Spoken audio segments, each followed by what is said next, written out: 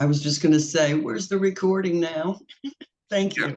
hmm what also happens is if we start to look at energy as we're sending it and receiving it and storing it, it starts to create division. Human beings just do that. It's one of the things, it's erroneous as all get out. But then before you know it, you have a holy man who has so much stored energy that he can just heal the people, and then before you know it, we're sending things across space and time, and it's like, well, now what are we really talking about? Where is it coming from? Where is it going? Where is it storing? So it just doesn't make a lot of sense. It's a lot of the way that we observe the physical universe, and we're just trying to apply that to what someone may call quantum or metaphysical. And that's erroneous. There's no reason why those two would necessarily be operating on the same plane. All that makes sense? Yes, that was very helpful. I appreciate that. So the idea is that the more that we get out of our own way psychologically, specifically with this practice, the more that we're out of the way psychologically, the more that we'll learn to get out of the way physically, or maybe even get into alignment physically because of the way that we're doing standing meditations, sitting meditations, and all that jazz. And if we fast forward to layers like hydrostasy, then we've created this bubble of perception, and anything in that bubble of perception can be vibrationally affected. So that's why I say we create the conditions for suffering around us when we're in psychological suffering. That works in reverse. We also create the conditions for not suffering. We help create the conditions for personal power. But I can't say that we do it for people or that we directly influence them because they're human beings. They have free will. So they can interrupt their flow with just a thought, just like anybody else. So creating the conditions is very different than saying, I caused suffering or I caused a person to be more relaxed. When I'm in a room with a person, that is a little bit different than online, because we're tangibly in the same room. Now, it's not hugely different because when we're communicating here, you're modulating your area just like I'm modulating my area. And now we're both in a similar modulation, if that makes sense. So we're operating on a similar wavelength, but you've created yours and I've created mine. Does that make sense? Yes, that makes a lot of sense. What I'm Now, saying. the way that we're looking at personal power here, it also avoids things like, just, you'll see people in Tai Chi, they have so much chi accumulated and they've stored it and turned it into this and that, that now they can, you know, create fire with their chi, or they can, put their hands inside of your body and pull out an organ without an incision. So there's all kinds of things going on that people think that they're doing with this energy. And maybe they are. I don't really know. I'll put that on the island of improbable. Well, I understand what you're saying because in the past, I think, oh, I'm going to go to them and get healed. But that is not so in my own personal experience because, like you said, if I leave and I start thinking shit or doing shit to my body, and it's I'm going to stay in the same frequency I was in. Mhm. So it's that's what I've really learned is it's truly up to me to with the free will on what I choose to do with my body, my practice. From that, so I really understand what you're saying because I've really my own what experience has shown me a difference than what I used to believe. And then there are people outside of this practice, of course, that are working with this triangle. This triangle is a principle, so it doesn't necessarily apply to just us. And if this triangle is balanced, it will increase personal power. or increase the flow. That's the best way to talk about it.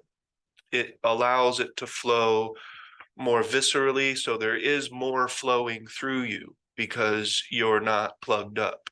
So there is more going through you, but it's not as if you're taking it in and then storing it inside of your body. It's always flowing in and out. Yeah, that's what I feel I'm experiencing is a flow. And I do feel that personal power. It's an experience. Like I said, you could put things into words beautifully, but that's not my forte right now. I think of it differently, a little bit differently. I think of, yes, I understand the concept of you can't store it. It's not like a battery that you recharge. There's no place in which you hold it and accumulate it. However, the practice, because you are getting cleansing your lens of perception, because you are getting out of your own way, because you're allowing the flow to exist, the more you embody that practice, the more accessible that process is. So what was very clunky in the beginning, what seemed like I had to learn that process because it's not really about letting go of things. It's about doing something differently so that you allow the space for the energy to flow. And that's a concept I could get intellectually, but actually practicing it took some time to feeling the difference between those states. And so the more I practice, the more that a process becomes more easily accessed. So it may feel like you're storing up personal power because I can access it in the emergency room when I'm in a lot of pain. So therefore it must be all in there and all I had to do is access, but it's all it's always available for you to be in that state. But how practiced are you in being in that state or not being in that state is what makes it more easily accessible or not. So you're not really storing personal power. You're just your practice makes it more easily accessible. That's the way I look at it. And also in terms of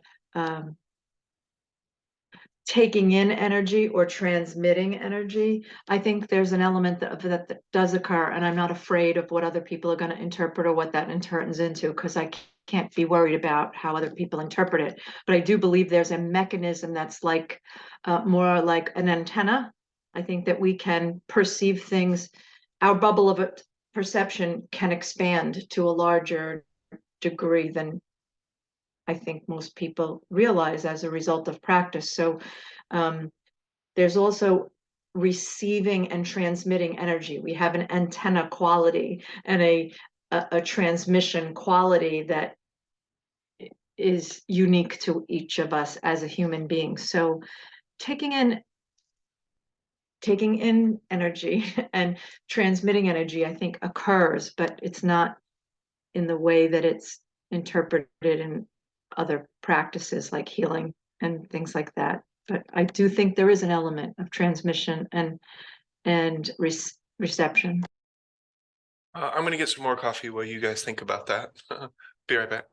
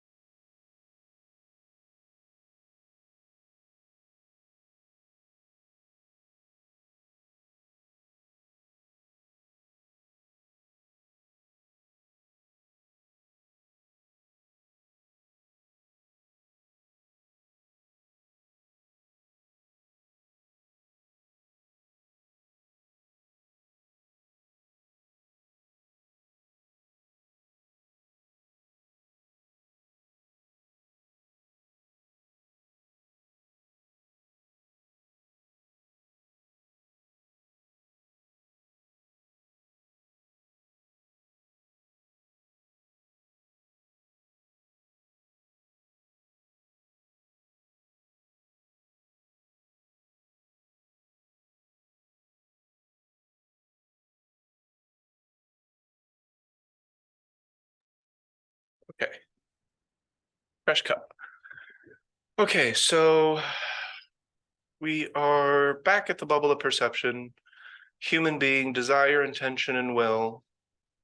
So there are psychological ways to allow it to flow better. And it does feel like you have more of it because you can feel it more. It's more pronounced. And it is electrochemical, physiological, hormonal response to this flow. So if you're perceiving it, most anything, it has a biological nature to it. Where is it being perceived? What's perceiving it? Where is the perception happening? You know, we perceive the outside world because we have sensory organs and they communicate via an electrochemical network. That network communicates with the brain assembles it into something that we can recognize, something that we can identify, and we call that feeling. Just like emotion is electrochemical, physiological, hormonal response. It's mostly chemical, and it's traveling via an electrical network that we call the central or peripheral nervous system. So in this example, if we are out of the way psychologically, and while it may be accessible, it doesn't mean that any person can directly access it will, because there's other factors, specifically physical factors. So if a person is incredibly tense, if their body is not in physical alignment, this will not flow as well. It just won't. And you can get out of the way psychologically, and that will help. And then eventually that could help in all the other ways as well. A person can get out of the way physically if they're out of the way psychologically. I think what people try to do, though, is they try to go in the other order. They try to get out of the way physically, hoping that that leads to getting out of the way psychologically. Oh, that's a really good point, because as my mind has relaxed, my body has relaxed.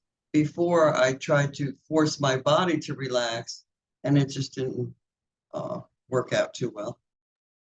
Yeah, the phrase that I hear sometimes is to master the body to enlighten the mind.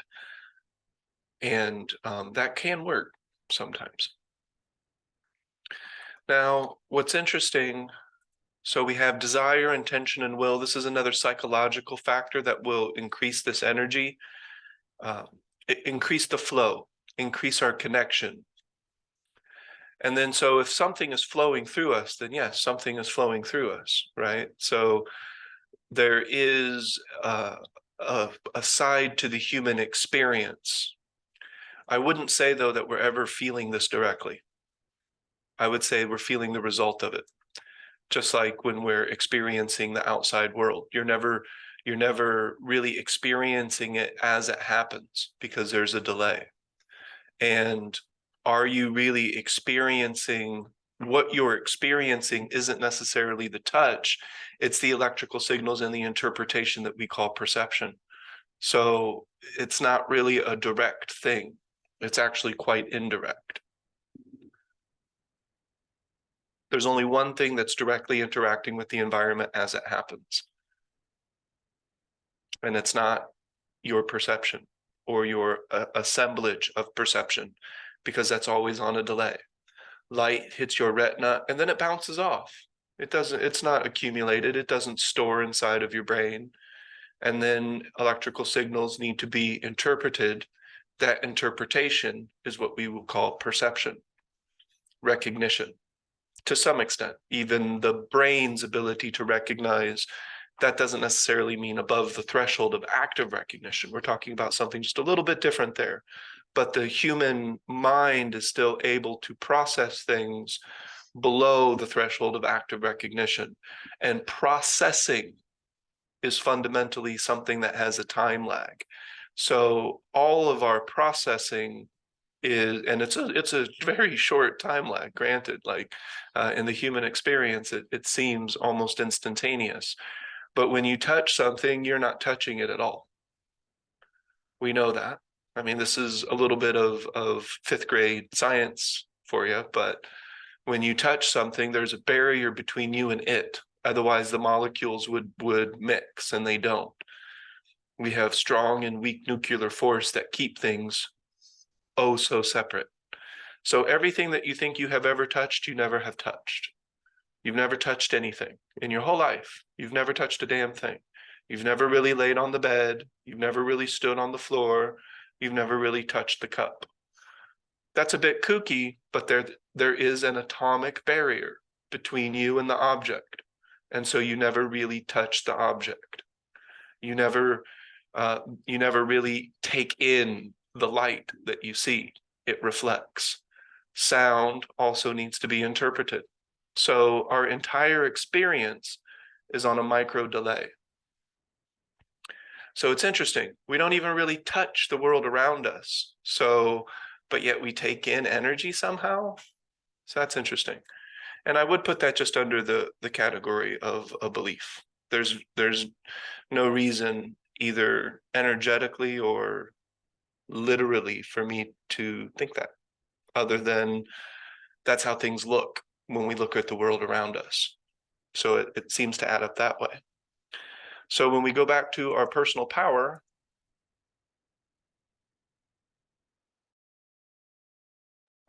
that's why I use the term modulation, because it's better to look at energy rather than physically sending and receiving.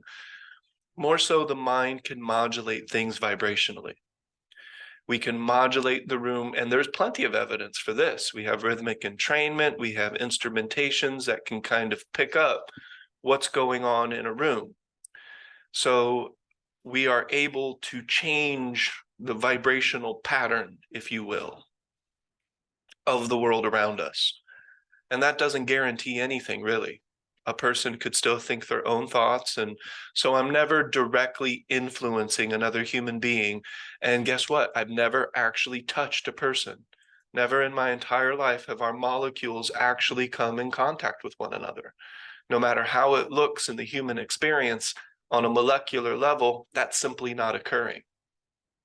Can I ask a question? I was wondering, another thing I'm noticing, I don't know, this seems like a form of personal power, but it's like I was looking for a car, and I actually, something just came in on where to go and the type of car, and it actually, it was spot on.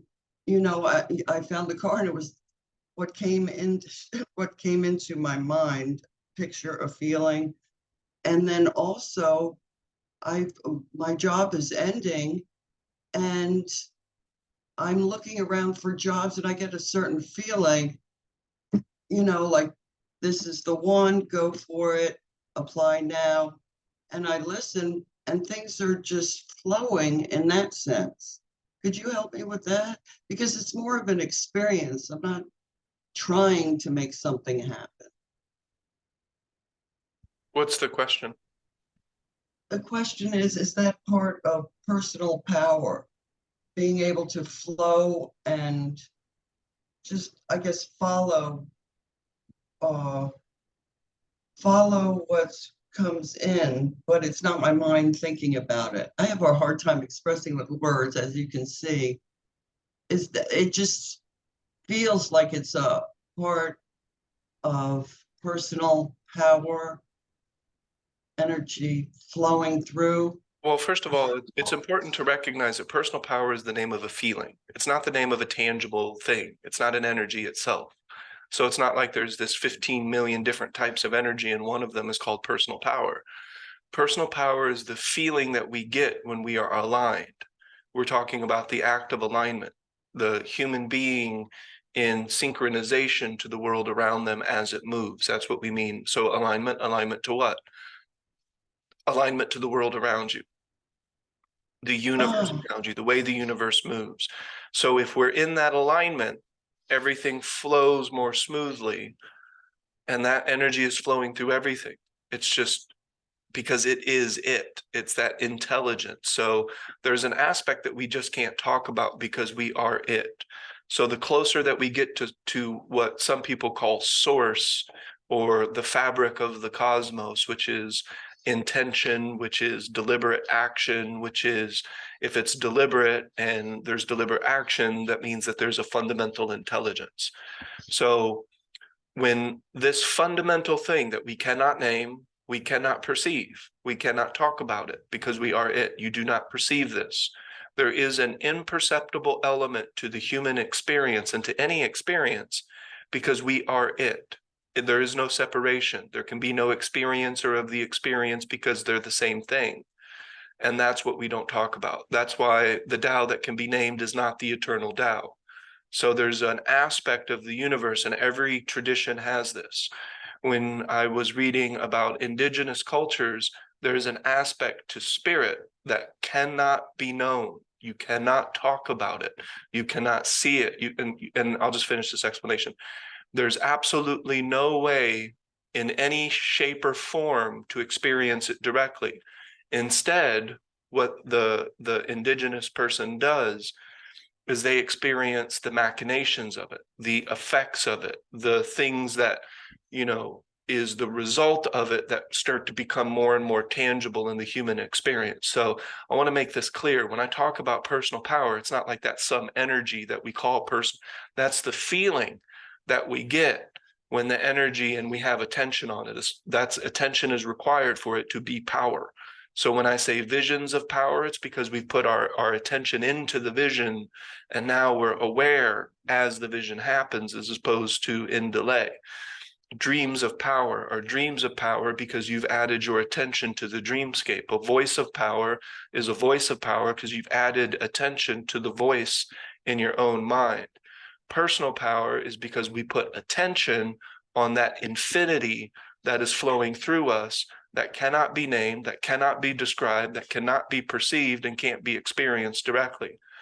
However, we can experience its effect. And that effect is the word and the term that I use, personal power, because it has a feeling of being personally powerful, that you can do anything and that and there's not a lot of, there's absolutely no space between desire, intention, and will, intelligence, knowledge, and wisdom. They're overlapping in the person, the more that the energy flows through us.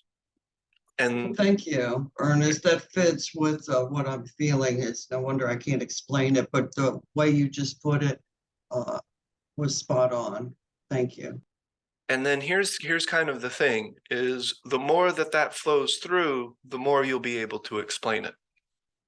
So a person doesn't necessarily have to be good with words or, we look at things like that's not my forte and I get it, I know why a person might say that, but the more that you are experiencing this, the more the words will come in one way or another. You'll have the energy necessary to be able to speak or to organize, because that's what the brain does, what is occurring. Excellent. I'm glad you also mentioned that, because when I said it, I said, I don't want to put a cap on that.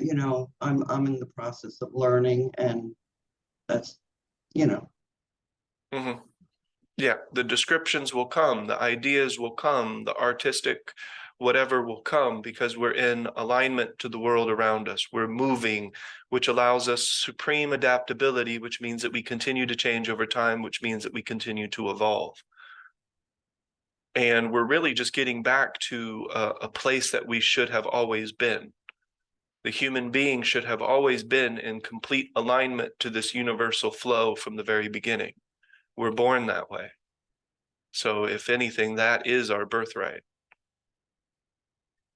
Does this make sense? It is kind of clearing up, because I want to make sure at least we're not talking about personal power like it's some sort of energy that we can accumulate and send to somebody or even use. You're not really using it. It just is giving you a feeling because you are in alignment to it. So it's like maybe you could look at it like a waterfall. It's a waterfall of flowing energy, and that's the whole universe, is that waterfall. So it's not as if we're doing something that's outlandishly special or anything. It's the way that we were meant to be, but we walk out of that water. And this is an analogy. We have to be careful not to take analogies literally. It's a way of looking at it to describe the phenomena. So the human being, because the way that we think, the way that we behave, the way that we interact with our own psychology, our emotions, and even our physical structure, our posture, takes us as if we're walking out of that waterfall. We get disconnected. Does that make sense? So one of the primary results of thinking to yourself all the time is a disconnection energetically and psychologically from the world around you. You're not giving it your attention. Where attention goes, energy flows. Attention modulates energy. Attention can interact with the uninteractable. It all comes back to attention. And that's one of the things that I think a lot of other traditions and other types of teachings, even traditional Chinese medicine, there's two primary things that they underestimate. One, they do, like traditional Chinese medicine, they do acknowledge it quite a bit, but it's thinking. So they don't really understand or realize how powerful, and I'm not talking about positive thinking versus negative, the overall volume of thought, thinking at all, how much that impacts the flow of everything else, especially when we're doing it all the time. And then before you know it, we can't pay attention to the world around us because we're too busy thinking. But the most overlooked aspect is attention itself. Attention is the only thing that is arriving as the moment happens.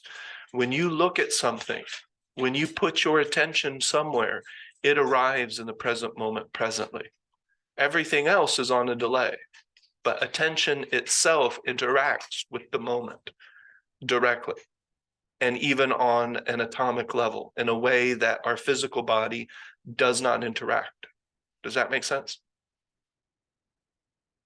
Yes, this is really helpful. I really appreciate this. This is also something that you'll never hear anywhere else. Attention is the only thing interacting with the present moment presently. Everything else is literally on a delay,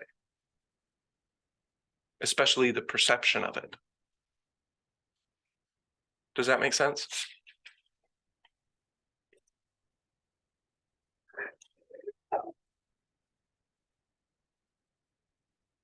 All right. So any questions about this picture, about what it represents?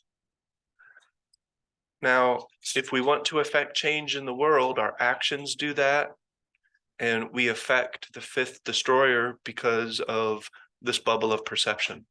This is a vibration modulation, and it can go out into the world, and it's intangible in a manner of speaking. Like the unseen aspect of the human can perceive it and interact with it. I like that picture. That's what it feels like. It's a lot like wind.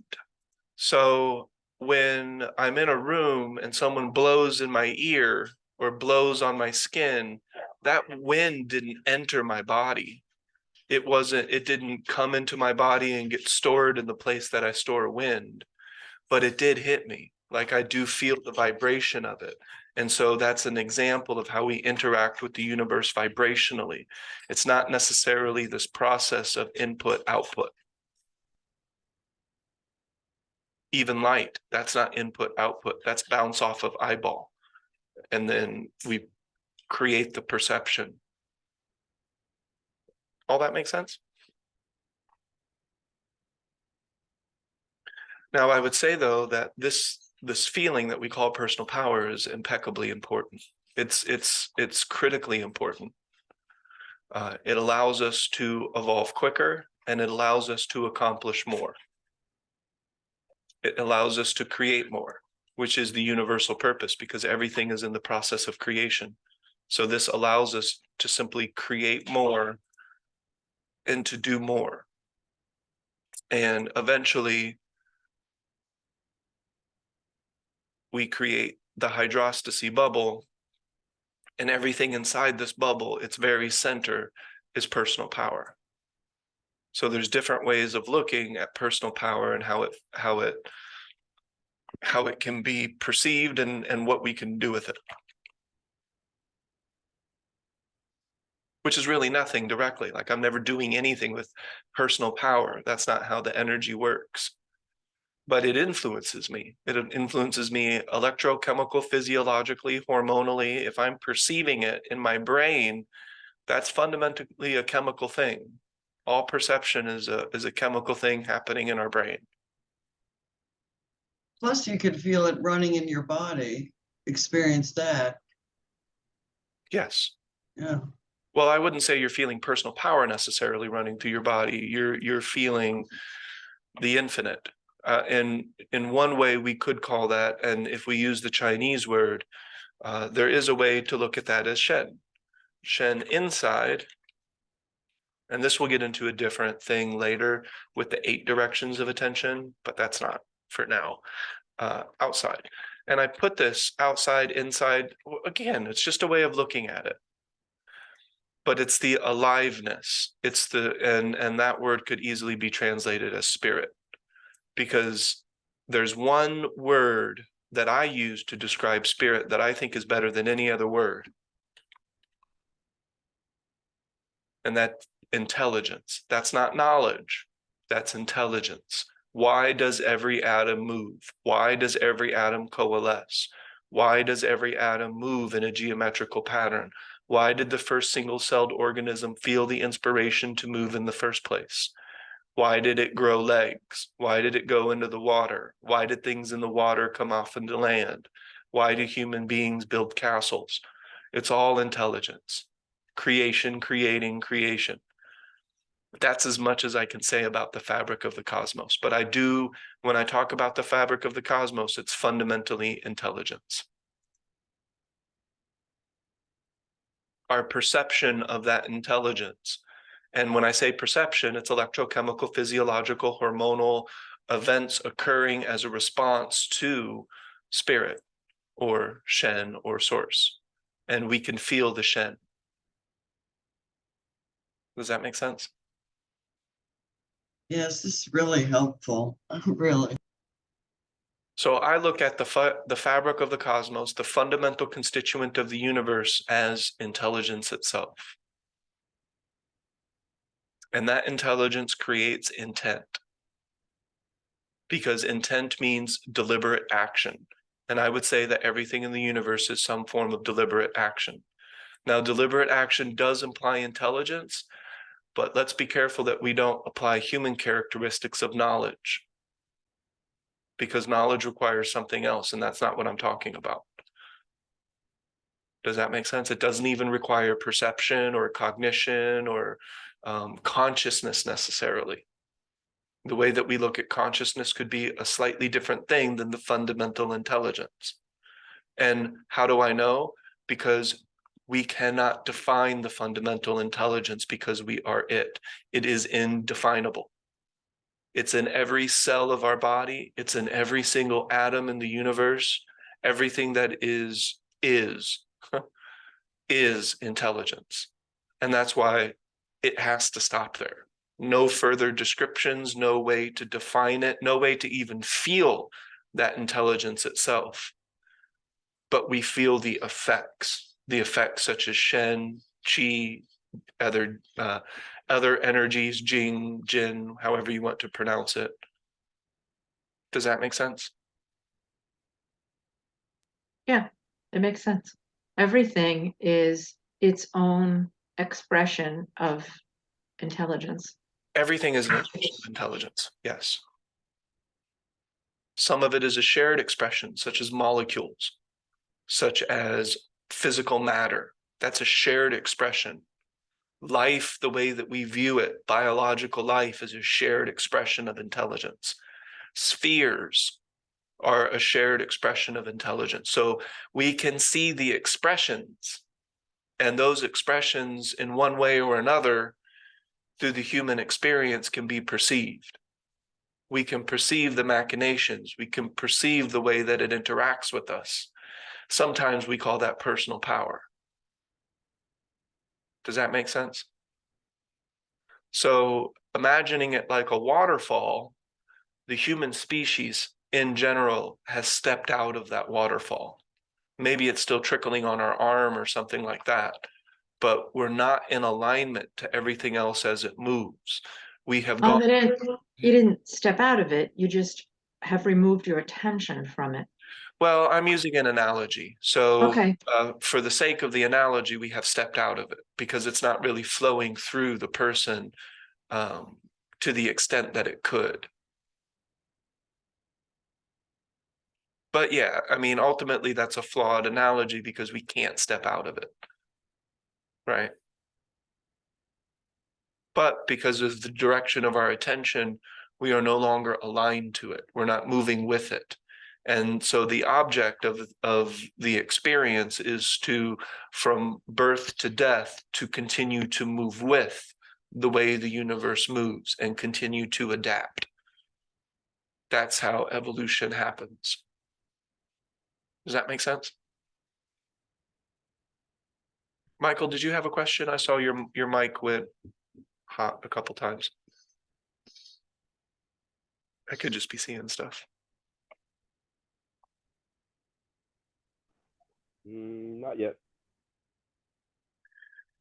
But when I look at things this way, you know, you've never really touched anything in your entire life. Light has never entered your retina. It's only reflected off of it.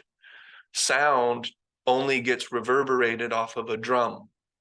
Imagine if all that air and all that wind just went inside your brain. That would be weird. So if anything, things are just bouncing off of us and causing a modulation because of that.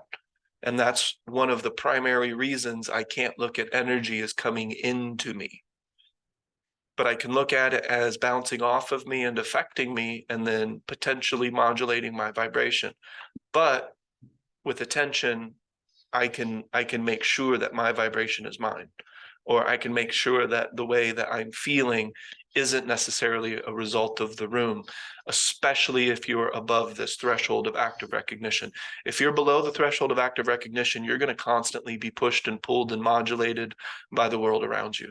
What you're watching, maybe Michael in the city has noticed that everybody walks a certain pace because they're overly influenced by the outside world because they're below the threshold of active recognition.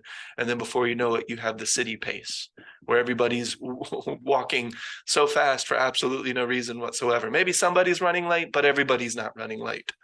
So they catch this pace because it is below the level of active recognition. Things are bouncing off of them physically, energetically, and it's changing their inside vibration because their outside vibration is being modulated. But with this practice, we can override that to a certain extent. Well, that's helpful for what I was experiencing when I was in a room with a group of people. I had mentioned that to you, but that fits right there. Thank you. Yeah. Well, it's not that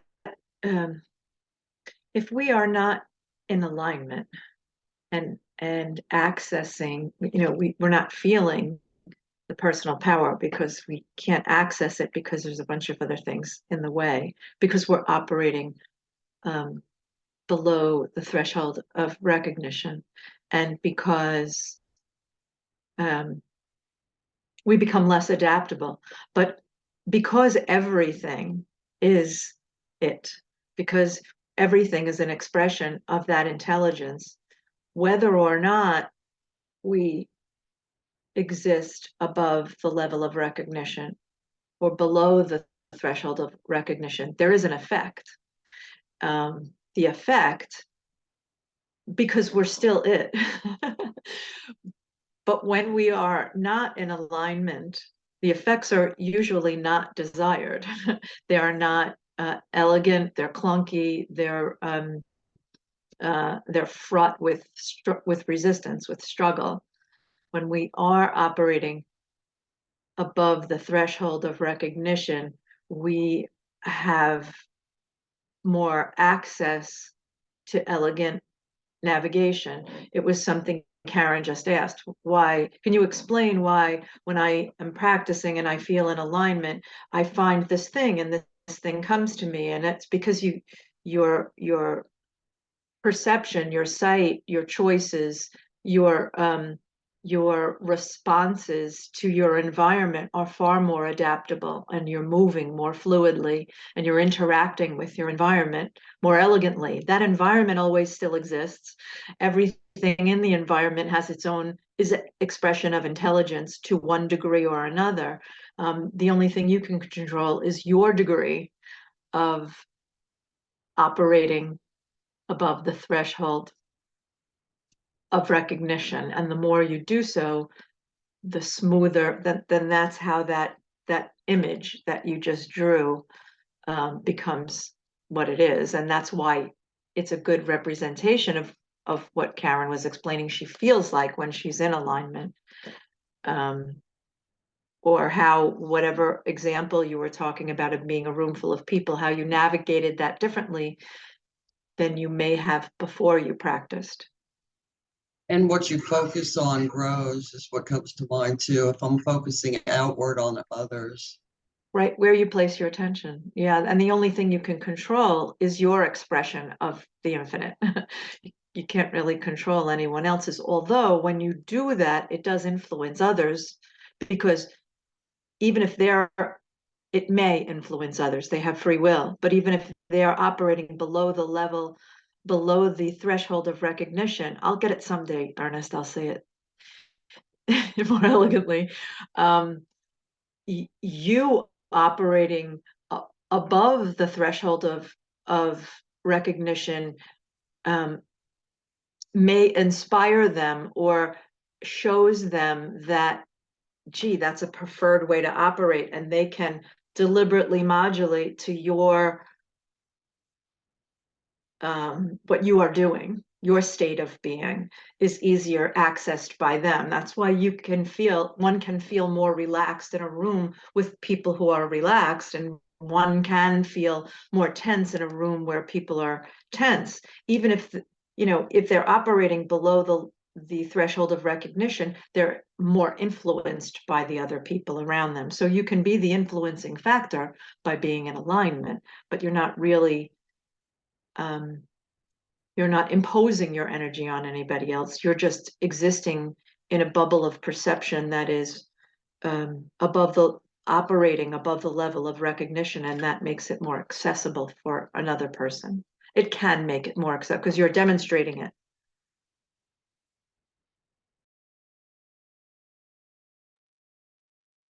Right, yeah, I would agree.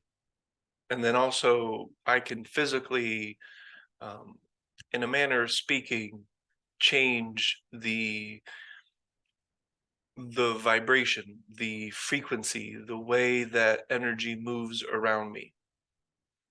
And that can bounce off of another person's energy body, and they can perceive that, in a manner of speaking. And that perception. Yeah, that's when people say, oh, they own the room. They walk in the room and they own the room. Everybody stops what they're doing and turns their attention. Right. This And really fits with my experience. Thank you. Now, it's interesting because you can look at the energy body just like you look at skin. So the energy body is something that is being produced because of the human being, because of our configuration. So the energy body can perceive the world around it, and the energy body is perceiving energy. But it's just like when wind hits the skin. So the energy from the world around us kind of hits that energy body and it vibrates. And that vibration is, if you're paying attention to it, of course, it requires attention, but it will have an electrochemical, physiological, hormonal response, just like everything else. Electrical is included in that. And then we can feel that almost like a pressure on our energy body from the outside world. that's what I meant by transmission and Yeah. reception. Right. I would still be really careful with transmission and reception because It's electromagnetic, so that's what it is. I'm sorry, it's not wind. It's different. It's a different it's a different frequency. I'm sorry. I think it's different, but whatever. It's okay. I don't worry about being careful. Yeah, it's exactly the same. It's just one is very micro and one is far more macro, but we're working with the same principles. It's the same dynamics. So the human being generates their energy body as a product of existence. And it's generating from inside to outside in a manner of speaking. The energy body is far more complex, I think, than sometimes we give credit. It's as complex as the mind and the physical body, and those are wildly complex. But it is still a type of, almost like a type of barrier in a manner of speaking. Does that make sense? Since it's emanating from internally, that means that we ultimately have complete volition over it, given enough attention on it. Does that make sense? So you can be completely responsible for your, we could say, your energetic vibration. You are in complete, I don't use the word control because it's just a matter of attention. I'm not controlling it. It's just my attention is on it, and that emphasizes it. It grows. It gets a little bit, in air quotes, stronger. The connection between the mind, the body, and that energy body gets stronger when they're in alignment with attention. And something you said really rings a bell, is being responsible rather than control. Right. So we take responsibility for our own energy by giving it attention. And So then, you can be aware of a collective energy, like you talk Yes. about the collective energy of a culture or a society, and you can Yes. feel that. you feel that. You can feel that there is a soup created by the Yes. collective energy of in a room, or in a society, or in a culture, or in a country. Or- However, you don't have to be. You can. I don't want to say you can remove yourself of it. It's only a soup because you have placed your attention on a larger bubble of perception, but you are still 100% capable and 100% responsible for your own reception or transmission. Those are the words that I use. Where you place your attention. So it doesn't have to be something that you are pulled or pushed by. You can feel the pull. You can feel the just like you do with your own thoughts, because it really is just about where you're placing your attention and your thoughts. And when you, So yes, you can remove yourself. I guess that's what you meant by remove yourself from the waterfall. You can even, yeah. you can be responsible for your own bubble of perception, even amidst a soup that is operating Differently. below the threshold of recognition. And even to the point where you don't feel it, because you can completely change your emanation, right? Your emanation of the energy body. When the physical person transitions to something new, that energy body collapses, right? And it no longer exists the way that it did a second ago. Okay.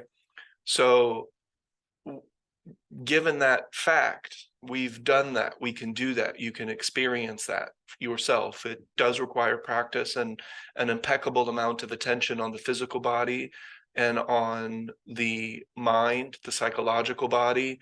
And that gives a bridge. Imagination is the bridge between the physical body and the energy body.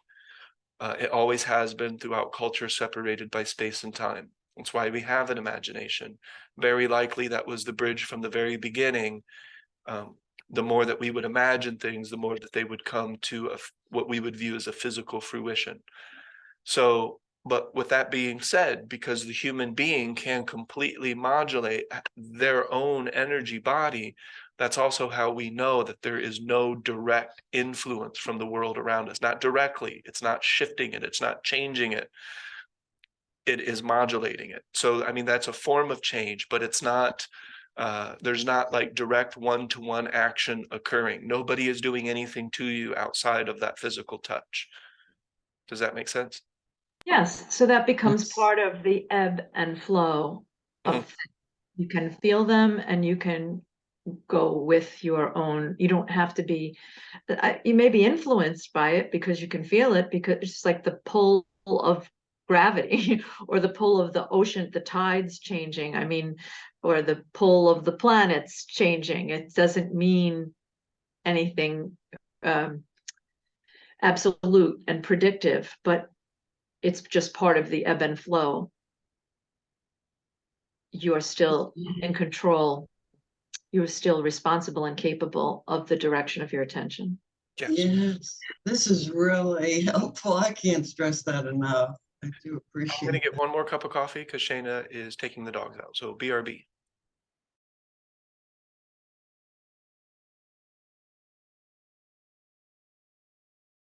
This will help me tonight when I go see all my friends.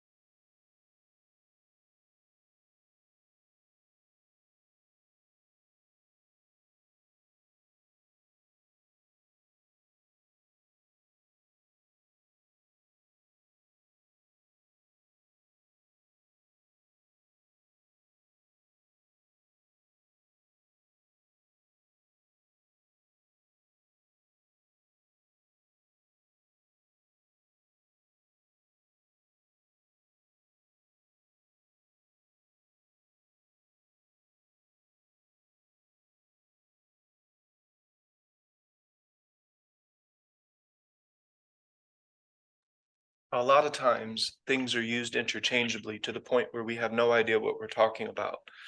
And oftentimes when people are talking about perceiving energies, they're just perceiving their own emotions, their own electrochemical, physiological, and hormonal response to stimuli. Oh, that's a great point. That is so true.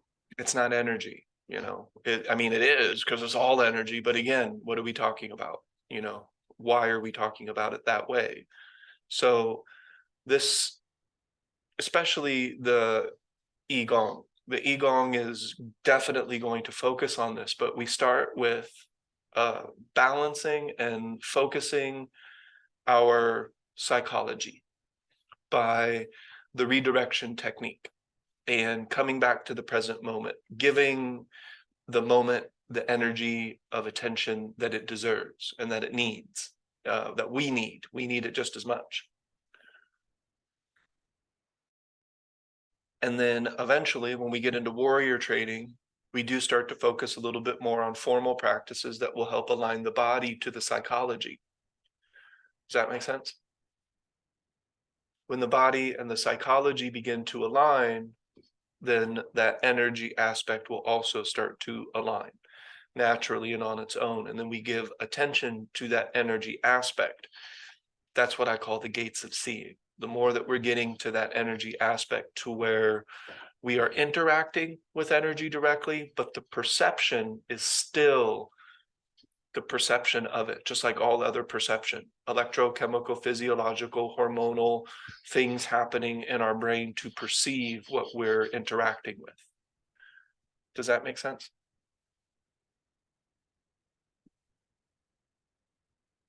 Yes.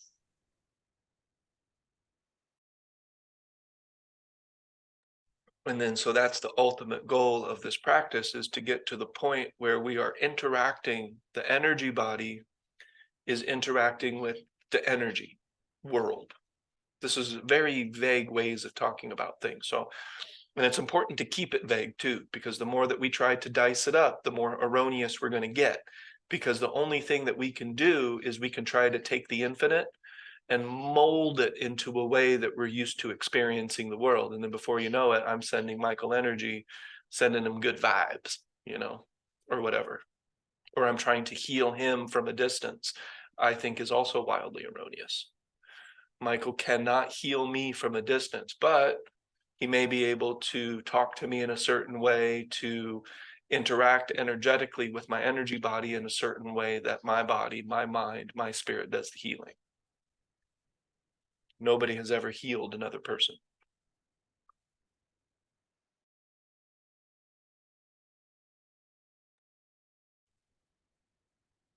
And so when I get into that concept that I call luminosity, the luminous ignition, that is when you are able to perceive the energy body. Now remember, your perception is your perception of it. It's not it. Does that make sense? Our perception of is always our perception of. If you feel anything, that is your mind and your body and your energy body creating the perception of the world around you and the world inside of you. But when we get to that luminous stage or that luminous layer, then why is that occurring? Because we're putting attention on the energy body at that point. How did we get there? We used a lot of imagination to get there. Oh, that word luminous feels like it fits. That's the Shen, the luminosity, the spirit. And there's absolutely no point in trying to divide that up, because before you know it, then you'll be trying to control it. You'll be trying to use it. And that's all just erroneous. That's the way that we're used to looking at the world. But that's not how it works. What do you mean there's Ernest? I've been here. Oh, it switches from data to that way. Oh. I wasn't sure if I lost. Any questions about all that stuff? Donna, did you have one? No. And then, so the ultimate thing that we do, this is the big thing. So this is where this system ends, and it all leads to this. So this is it. This is everything inside of this bubble is your lens of perception. It's the lens. The energy body is included in the lens. Oh, I should have saved that. Darn it. That would have been a good one to save. It's gone now. Okay. Good thing it's all in my brain. So that's our lens of perception. And I like to make it oblique or elongated, because then it looks more like a mirror. It's not totally gone. I have a picture. Oh, you do? Okay. I could make the lens of perception like this, and that would make it more similar to what we're used to with the star and creating the perfect sphere. Probably a better representation. Okay, so I'll just leave it like that then. So I'll leave it like that then for now. Now, here's how things really work. This is light. Light comes, hits our bubble of perception, and then bounces the fuck off.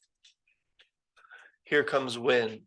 Wind is coming in. Wind. Wind hits our skin, our bubble of perception, and then it bounces off. And then that contact that it made, at least on a molecular level, right? Because it never really touched us. It creates that vibrational resonance. And inside here, inside the center, is human perception. And we can perceive all that. So we can perceive that wind, we can perceive that light, because it's come in contact with our lens of perception. Make sense? Everything going in the lens of perception. And again, when I say in, I don't mean that literally. It's more like it's passing through. Everything coming in that lens of perception affects everything that we do on the outward, the input, output. Output is action, thoughts, even your own vibrational state could be a form of output. Does that make sense? So let's say you're sad. Your lens of perception is sad. It is a type of a vibrational arrangement, and the response to that is an electrochemical, physiological, hormonal response that we call sadness. Of course, we're feeling other things at the same time because we're a soup of this emotion. Does that make sense? Yes, we're the mechanism of perception. The mechanism of perception. We are the one organizing the input and forming it into a perception. Yes. Yeah, the house of perception is in the mind and the body and the energy body. Does that make sense? Okay. What we call deliberate modulation, sensing energy, the act of adaptation, and eventually shifting the lens of perception at will. That is only possible when the mind, psychology, the physical body, and the energy body are in vibrational alignment to one another. That's called going with. The energy inside is going with the psychology, going with the body, and all of that is going with everything outside of it. So eventually, through this practice, we learn how to shift this lens of perception at will. Does that make sense? Yes, it does. And to shift, so we could look at what's happening inside as maybe like a swirl. So things are swirling, and we can alter that swirl. We can make it different. We can change its configuration. We can change its geometry, if that makes sense, using our attention. Does that make sense? Yes, I'm seeing where everything you put down, intention, will, all comes together. Intention, will, and desire. Thank you. Yes. And hopefully we can align our desire to intelligence, which is the fabric of the cosmos. That means we're in supreme alignment to the universe itself when we are aligned with intelligence. Most That's people's key. desire, however, is being influenced by the four destroyers because they're operating below the threshold of active recognition to the moment. They're not actively recognizing the moment. So then before you know it, their desires are being influenced heavily, if not almost entirely, by dysfunctional psychology. Yep, I said it. Dysfunctional psychology. You just made words for something that I've witnessed as a nurse for a long time. Good. Yeah, when I've always said, because I didn't have the words to explain it, that the energy of I've been with people as they've come into the world, and I've done end of life doula work. So I've been with people as they left the world, for lack of a better explanation of that. And the energy is very much the same. And so to me, it is a being recognizing the intelligence and aligning with it the most elegantly is in those moments. There's very little resistance. There's very little, they are operating as far above, they are in full recognition of the moment. They're fully engaged in the moment without interruption. And oftentimes, some people have a struggling, resistant transition out, but most of the time, no. Even if they were struggling all along up until that point, there comes a point at which they recognize the transition is happening, and it's really beautiful. I don't know how else to describe it. It's much like a being coming in, if it wasn't a traumatic coming in. Anyway, yeah, that's what. Yeah, that makes perfect sense to me. And then, so what I have created is what I call the abstract principles. And these abstract principles will help a person to modulate their lens of perception at will, and then also to stay there. So it's kind of the same thing as emphasizing aspects of your environment and then maintaining emphasis on aspects of your environment. Now, I don't know the extent of changing and altering your lens of perception. it could be far reaching. So it could be infinite in scope. And what that means is a lot of ...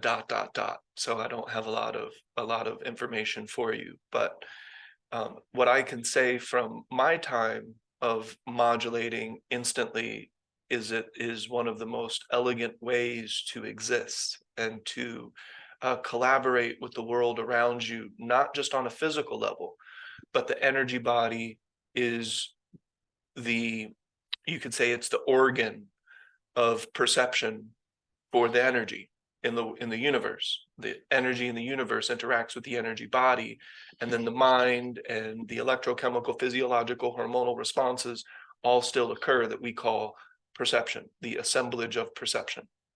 I like the word you use, collaborate. Yeah, I don't prefer the word use. That as subject and object collaborate, they're both working together, hopefully somewhat equally. That's the idea. Balance. So when we get to different aspects of the practice, one of the things that you can modulate to, you can shift your lens of perception, is to personal power. Because you feel it, you know what it feels like, you've experienced it, and you can shift it there and then just pay attention to it, and it grows. And then before you know it, intention, will, and desire are very close together. But here's a game changer. It's a curveball. By the time a person is at this point in the practice, well, they've started to let the destroyers go. They've started to interact with the destroyers by interacting with the nemesis. And interacting with the nemesis is simply maintaining attention that is above the threshold of recognition, that dissolves the nemesis. It dissolves the grip of the destroyers. It also basically reveals the enemies of knowledge for you to see them for yourself, so that you can interact with them directly as well. And then before you know it, you've really started to untangle a lot of the entanglement. And I don't mean that in the pseudo physics spiritual way, but you're untangling your spider's web, in a manner of speaking. Or you're just being more delicate and intricate with how you create your web, rather than trying to change the old web. It's just a new web that is more elegant and the way that you want it to be. And It feels like it fits a type of freedom, a lightness that comes with it. well, so all this will be brought out in the practice of hydrostasy. So in the practice of hydrostasy, I have an effect that I call dream walking. We've already been dream walking well before the point that I'm talking about now. Dream walking is just like when you're lucid in a dream, it loses its heaviness. In a dream this morning, Lyle, for whatever reason, was driving me to the airport, and he fell asleep at the wheel, and we just flew off, and I didn't feel a thing. I didn't get emotionally invested because I knew it was a dream. Same thing happens in our waking scape when we are doing this practice past a certain point, that there's a feeling of lightness. Those things that you think are so fucking important, especially if you use death as your advisor, it really isn't as heavy as we're making it out to be. Yes, that's what I was trying to express when I said, about money. I used to feel I couldn't be free unless I had a certain amount of money. And that just feels thoroughly lifted. I won't go into trying to describe it, but it fits with what you're describing. And I'm learning a lot, so. Mhm. And then with the momentum of the practice in place, we start to align those three things: the energy body, the electrical essence of the body, and all that emotional soup also starts to balance.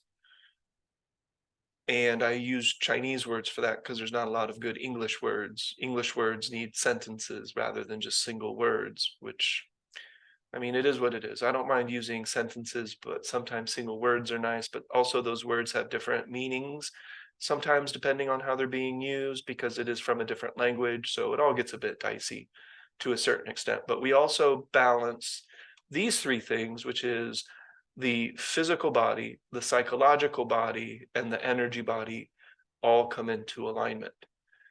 And so the modulation that we do is very powerful. It's very important.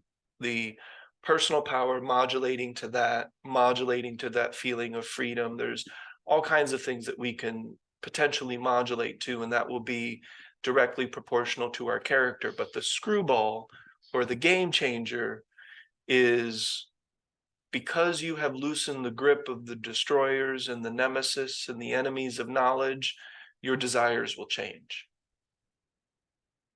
That's very true in my own experience. They're beautiful.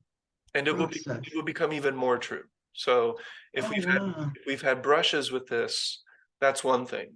But once this practice starts to gain momentum, authentic momentum, and here's something, it is not gaining momentum, and I'm not saying any person here is in that, but the biggest self-hustle is to still be thinking all the time, but then also still you're thinking that you're feeling this or feeling that, and the thought can modulate things, and you are having an electrochemical, physiological, hormonal response. And so that's the idea of if you think it, that will change how you feel, and if you change how you feel, that will modulate you to the, that's all wildly temporary as well, because the moment that you start thinking some dumb shit, then that will modulate.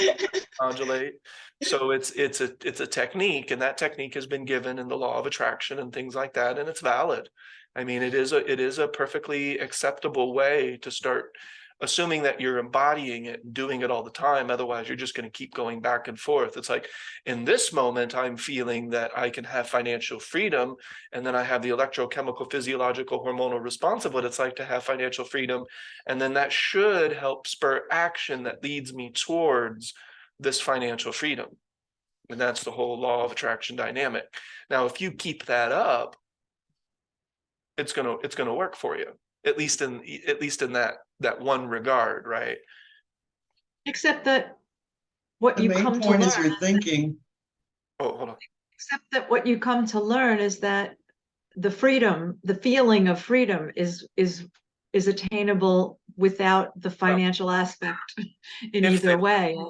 if they Yeah, learn so that, they may not learn that. I understand, but that's what's being preached. But that's certainly what happens. You know, that's what you mean by your desires change.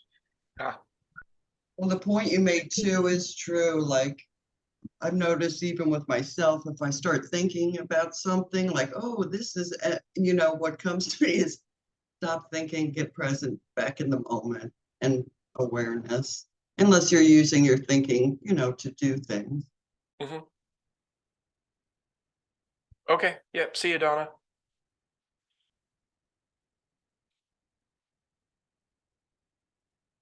All right, and that's pretty much mostly all I can share about that. But the screwball is that eventually these triangles, if I put a circle around them, it means that they are in alignment to one another and they are overlapping. And the big one that we want to overlap, and this is why the desires will change, is that there's a connecting link between desire and the fabric of the cosmos. And we can never experience intelligence, directly. We experience the machinations of it. And when there's a link between intelligence and desire, before you know it, our desires are a reflection of that universal intelligence. And newsflash of before we're doing this layer of the practice, before we're really engrossed in it, the vast majority of desires are not intelligent. They're not intelligent at all. They're just it comes from social conditioning, habits that we've created already. Because a person's bored or otherwise at odds with the moment, they need this and they need that to get any type of contentment or fulfillment. And yeah, that's the dynamic that most human beings are in, and their desires are being led by all of that. So the more that we get through this practice, the more that we're in the hydrostasy aspect, maintaining multiple points of attention, because this is a practice. This isn't just a bunch of mumbo jumbo. We're doing something. So what are we doing? Eventually, we're maintaining a point of attention from the time that we wake up to the time that we go to bed. And then we're maintaining multiple points of attention from the time that we wake up to the time that we go to bed.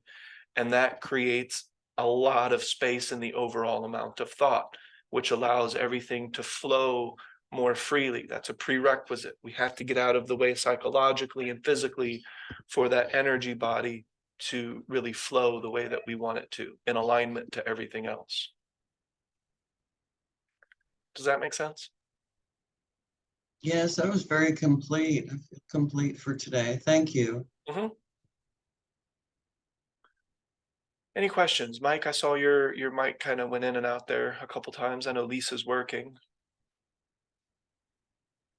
But this is group study, so that could be a place to end if we don't have any questions, comments, or concerns.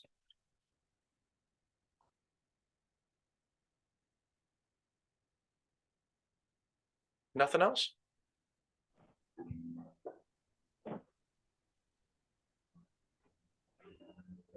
Thanks, I was just taking it in.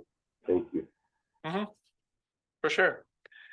Okay, so again, the practice, especially Still the working at K1. what's that? K1? How's that going? Going okay. It's going good when I do it. Also the redirection technique, the rule of 3. Redirection. That's the main thing. That's the count. I mean, you already, so when we start paying attention to K1, or we start paying attention to our hands, or, you know, that's all an introduction. That's basic alignment. But you've been exposed to that so much that, you know, it is important to go back to your points of attention, but the redirection technique, that's probably the thing that will benefit this group the most, is being able to redirect thoughts that fall under the traps of attention. Repetitive, habitual, not making you feel well, comparing and contrasting, trying to figure it out, imaginary scenarios, and eventually any thought about yourself is unnecessary. Why are you thinking about yourself? What are you doing? What are we doing when we do that? We are projecting a self-image. And that self-image leads to self-importance, and self-importance leads to clinging, trying to control, and that's where a lot of our desires come from. There's a version of it that we create and hold the Right. vision of how it has to be, the form. So the redirection technique is every single time you find yourself thinking about yourself, you could start there. That's warrior training though. So warrior training is a little bit more intense. If you want to back it up, go back to counterbalance and repetitive, habitual, not making you feel inspired. Those thoughts are categorically unbeneficial. They aren't sane. It just doesn't make any sense to do that. It's dysfunctional. And then you may even notice that the repetitive habitual thoughts that aren't making you feel inspired are all about you. And if they relate to somebody else, if you're othering, that will still trace back to you. Or my father. What? Or the father, my father. Yeah. What do you mean? Othering. Yeah, no, it's othering. I mean, It's still othering. So any thoughts about your father are very likely I know. back to you or in relation to you, I hear that. right? Unless you're just thinking about him to think about him, but that's a little bit different. Thinking about how other people think about or operate in or guide, could be someone else who guides my son, could be someone else who, and I'm thinking about I'm making them wrong, right? Making myself, my parents, or the person around me, or the other person in the dynamic wrong. That thought around that. and then I make myself wrong, and I get into a spin around it. Oh yeah, if you're putting the label right or wrong on someone else, that always reflects back to you, because that's a projection of your own self-image. What do you view as right? What do you view as wrong? If I heard you correctly, I thought you said wrong. Yeah, right or wrong. Yeah, if you're thinking about anybody else being right or wrong, that will trace back to your own self-importance and your own self-reflection. If somebody has transitioned to something new, they've passed away, and you're kind of just honoring them in your memory, I don't think that falls in necessarily into the traps of attention. It could get out of balance if you do it too much, and then that will lead to an emotional response that's unbeneficial. But that's the balance principle now. So when my dog transitions to something new, I'm going to think about that. I'm going to imagine him and his cuteness, and I'm going to miss him. And hopefully I do that in balance, and I can feel when it's going out of balance, because if I'm not in balance, I'll turn sadness into something else. And I don't want to do that, but I also don't want to deny the sadness, because I have arrived there already. So there's no point in denying or pushing away where we have arrived. I can see like the Tai Chi in that. Well, definitely. Yeah, absolutely. And then the balance principle comes in is because if I start thinking about it too much, why am I thinking about it? That will come back to me still. It will still come back to my self-importance. Different types of pity and different types of emotion that are all just leading back to self. So the only reason that I would get out of balance in the first place with those types of thoughts are the attachment to the construct of self, self-reflection, and our self-image. Otherwise, yeah. What were you gonna say? No, I've been looking there. That's actually recently. I've been looking at it like, wow, I still got this big old ego, and I'm operating from there instead of listening and seeing. And that's when the practice comes in. Go back to the practice. Go back to active listening. Talk your practice out in your mind. I still talk my practice out at points. I'll say, here's CV17, here's CV6, here's CV22, and do 20. I am in alignment. I'll say that to myself.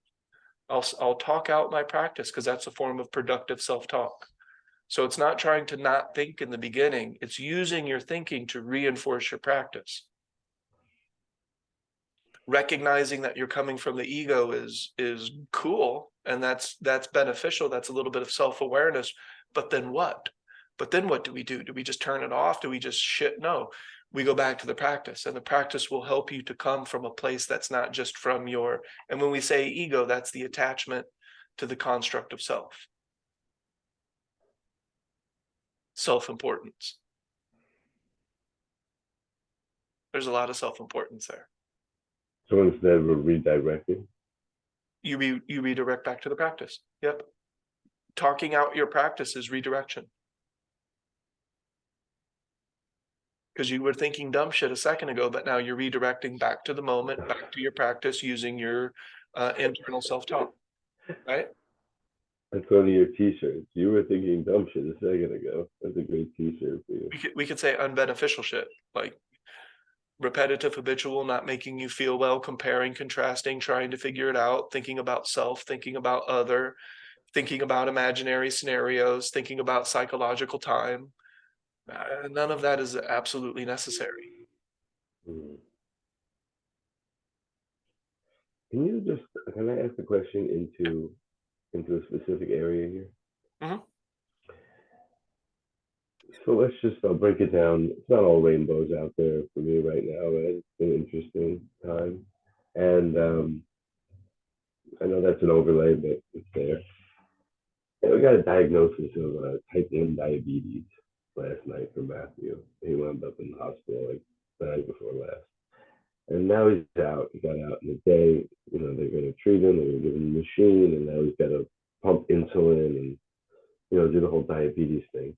And you have to monitor it to make sure it's treatable and it's manageable, but it's supposed to be like a lifelong thing unless they figure something else out. So it's a bit of a mess. And my wife's going through enough, and she's up to her eyeballs. She slept in the hospital in the chair, so now she's spent out. And we got a tough spot, right? It feels that way. And it's not something that it's something that's manageable, right? So it was there's a lot other gratitude for that. Now, overlaying what already was going on with that, and it becomes a whole lot to think about, you know? And it's a whole lot to redirect the practice. To what point of the practice? To what my attention is on? To the K1? To my making sure that I have a level of attention so that my whole love, let's say, my whole attention is not going into the problem. Does that make sense? That makes sense. And then what's the next part of the practice? Make sure I have a point of attention. I have 3 points of attention, and I'm redirecting. And then I got to move from there. Well, the main thing you're redirecting is all the thought. Yeah, there's an echo. And continue to redirect the thought into the practice. Back to the practice. Absolutely right. I am in alignment and staying in alignment. And Well, staying in alignment means staying in the practice. That's why it's an embodiment practice. So the only way that you can stay in alignment is to, when I drew that picture of the pipe with the energy flowing through it, you have to get out of the way psychologically. So if you're just thinking about the problem or thinking about how you're going to fix the problem, and you can look at those thoughts, they're going to become repetitive, habitual, and not feeling inspired, trying to figure it out, comparing and contrasting, psychological time, imaginary scenarios. It will fall into one of those categories. Thinking about yourself and other. It's the thinking that is not necessary. What is your thinking going to do? Your thinking isn't going to I've cure got grand plans. And now I've got to go execute them. And I get caught up in the plans thinking doesn't pattern. require thinking. You know, it's like flow, right? And Just doing. we've got projects, right? So it comes down to just do with energy, and you're in it, and there's no emotion attached to it. You said no emotion. There can be emotion. There can be energy. But it's something that you're creating as a result of your practice. You know, when we talk about personal power, we could look at personal power as an emotional manifestation. It could be, we could look at it as an emotional thing, but because it's Yeah. a chemical physiological response. Right. That's right. And then we blow the energy off it, because it's like, for me, it's like that. And then I wind up like with what's it called? You know, not a recirculation, but it's like, what's the word? It's almost like, instead of I'm generating a ton of energy, but it becomes degenerative, I guess, because it's going out the window. It's not being recirculated and redirected. That's a way of looking at it, but the way that I would look at your situation are, you know, mantras, substitute dialogue, redirecting back to the practice, anytime your mind violates the rule of 3, which is any one of those thought streams that are unbeneficial, and it's going to feel like work, and you're going to have to do it 1,000 times, and you're going to have to keep coming back to the moment. That is the practice. It's not, especially if we're not really practiced before something like this occurs, it's going to feel like work. I mean, redirecting the mind 1,000 times is redirecting the mind 1,000 times, but Right. either you do it or you don't. So you're either going to think thoughts that are uninspiring to yourself, that are repetitive, habitual, and not making you feel well, or you're going to use mantras to redirect back to the practice to remind you that the best you can do is maximize for yourself and others around you and adapt. Ultimately, you're looking for adaptation. You have to adapt to what's occurring in the most elegant way possible. And going into, not necessarily even going into emotions, but exasperating emotions because of the way you're thinking is not the most elegant way to adapt. It's the way that most people, you know, respond to these types of things, but that doesn't have to be the way that you respond. But if you let your mind just think its habitual thoughts, you are going to create its habitual emotions, and it's going to be a back and forth thing. A whole lot of forgetting with very little remembering. Does that make sense? Yes. But there is a lot to do. It is a doing. That's the thing about this practice, is you have to do it. It doesn't work just because. It does get easier, but you have to really commit to it to get over that threshold to the point where it does start to feel much easier, desired, and even preferred to be in that state of deliberate awareness, deliberate attention, deliberate modulation, sensing the energy. You can't sense the fucking energy around you if all you're doing is thinking dumb shit.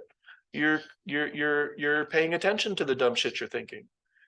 So the majority of your attention is going to your own internal self-talk and not the world around you, not the energy around you.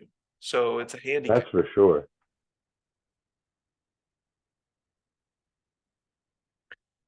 So the redirection technique, it's the Tai Chi mind. You can be passive and you will continue to create the same output, the same results. You'll never change your lens of perception until you change it. You have to change it. The way that you change it in the beginning of this practice is the redirection technique, the Tai Chi mind. You're either being passive to thought and allowing it to run you over, or you're trying to push it away or bury your head in the sand or just not think. And that is also not beneficial because you're still generating the emotion and everything. And it eventually that will burst, you know, you'll blow up. And sometimes people are trying to put on a happy face while thinking unhappy thoughts, and that's cognitive dissonance. Eventually that will also blow up in their face. So passivity won't work. Using force will only work for a very short time, if at all, because it uses too much energy. We have to redirect. Redirection is the key.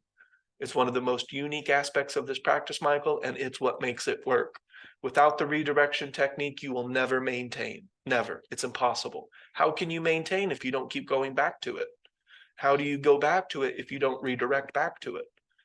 This is some pretty logical shit here. I mean, all that makes sense? And there are ways that you can kind of, Right. I wouldn't call them hacks or anything like that, but there are other things you can do. You can do your physical practices. A little bit of yoga can go a long way. It can help set the body up, to help set the mind up, to help set the practice up. So there are things that we can do to help get us in the position of a more optimal way of interacting. So there's other stuff you can do, you know, little ritual things that you could do in the morning, exercise, all kinds of stuff that can help set you up to go back to your practice, but you still have to go back to the practice. Yeah. All that makes sense?